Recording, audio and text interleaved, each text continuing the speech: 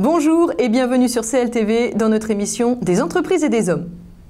Il y a 2 ans, CLTV s'intéressait déjà à la question de la gouvernance d'entreprise, en pleine évolution, notamment en France, avec le vote de la loi Copé-Zimmermann.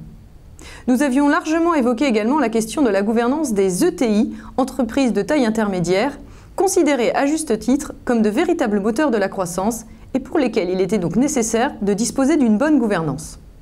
2 ans passés, nous avons voulu poursuivre ce tour d'horizon sur la gouvernance d'entreprise en retrouvant Dominique Druon, présidente et fondatrice d'Aliat, cabinet de conseil en gouvernance et recrutement d'administrateurs, qui a accepté de répondre une nouvelle fois à nos questions sur un sujet à la fois passionnant et stratégique. Bonjour Dominique et bienvenue dans la première partie de notre émission consacrée à la place des femmes dans la gouvernance des entreprises. Une première question tout d'abord. Comment voyez-vous évoluer la question de la représentativité des femmes dans les conseils depuis l'application de la loi Copé-Zimmermann? C'est extrêmement positif parce que c'est un mouvement irréversible qui a été enclenché grâce à la loi Copé-Zimmermann. Alors, bien sûr, cette loi, parce qu'elle impose des quotas, a fait polémique. Ce qui est fondamental, c'est finalement la conséquence de la loi. La conséquence, c'est d'être un accélérateur. Parce que cette loi a mis le sujet de la place des femmes et donc de leur nombre dans les conseils d'administration, ça a mis ce sujet aux agendas des CEO. À partir du moment où un sujet est dans l'agenda du board, du CEO, il avance. À partir du moment où il a des objectifs, on le mesure. Et donc concrètement, mi-2014, après les AG du printemps, on est à environ 28% de femmes dans les conseils d'administration pour le CAC 40, de l'ordre de 23% au SBF 120, qui sont les entreprises sur lesquelles vraiment il y a un zoom. Pour le non-coté, c'est effectivement plus difficile à mesurer, mais ce qui est sûr, c'est que c'est un mouvement irréversible qui est enclenché comme une lame de fond. Et selon vous, quelles sont les conséquences de ce mouvement irréversible, de cette lame de fond qui vient modifier en profondeur le contexte des conseils?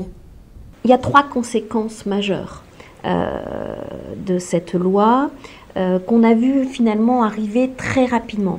La première conséquence, c'est que ces femmes qui entrent dans un cénacle dont elles n'étaient pas membres au préalable, pour finalement se faire accepter, pour se faire coopter, les messieurs, les membres des conseils d'administration se posent davantage la question de leurs compétences. Qu'est-ce qu'il faut qu'elles aient comme compétences pour rejoindre ce cercle?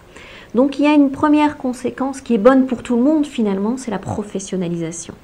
Puisque on va s'assurer d'intégrer des femmes qui ont les compétences utiles pour apporter une valeur ajoutée dans le conseil d'administration par rapport à la mission du conseil. Deuxième conséquence, la démocratisation, puisqu'avant il y avait plutôt dans les conseils d'administration, autour d'un président, des présidents d'autres sociétés. Des femmes CEO du CAC et du SBF, en tout cas à l'instant T, il n'y en a pas en France, donc forcément il y a une démocratisation, donc une diversité. Et la troisième conséquence qui est aussi très positive, c'est globalement on constate un rajeunissement des conseils. Les femmes qui intègrent les conseils d'administration ont en dessous de 65 ans de moyenne d'âge, qui était plutôt la moyenne d'âge des conseils en France. Tout ce que vous évoquez est extrêmement positif. Est-ce à dire que cette évolution se fait facilement et sans entrave aujourd'hui? C'est un sujet qui n'est pas si simple. Il ne suffit pas d'avoir des quotas pour que ça se passe, ce n'est pas un long fleuve tranquille. C'est un sujet qui peut gêner des présidents. Et parmi les présidents que je rencontre, quand le PDG est intimement convaincu, il n'y a pas de problème. Il est un peu forcé par la loi à mettre le sujet à son agenda. Mais s'il est convaincu, finalement, cette loi est un facilitateur. Tous ne sont pas intimement convaincus encore de l'utilité, de la contribution à la performance, parce que tout simplement on touche un sujet qui est le changement. Ça veut dire travailler différemment avec d'autres personnes. 40% de femmes, ça veut dire que 40% des messieurs qui sont dans ces conseils ne seront pas renouvelés. d'ici 2017.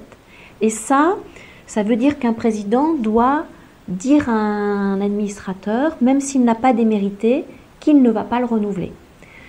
C'est pas forcément très agréable. Ça implique donc de travailler différemment, de sortir de sa zone de confort, et on sait bien que toute transformation fait face forcément à des résistances, notamment en période de crise, parce qu'on peut toujours se dire, est-ce que c'est le bon moment de le faire? Voilà. Donc oui, c'est le bon moment. Oui, la loi fait grincer parce qu'elle force le sujet à l'agenda, mais force est de constater qu'elle est très efficace. Merci Dominique. Je vous propose que nous nous retrouvions dans la seconde partie de notre émission pour parler plus avant de la gouvernance des sociétés familiales.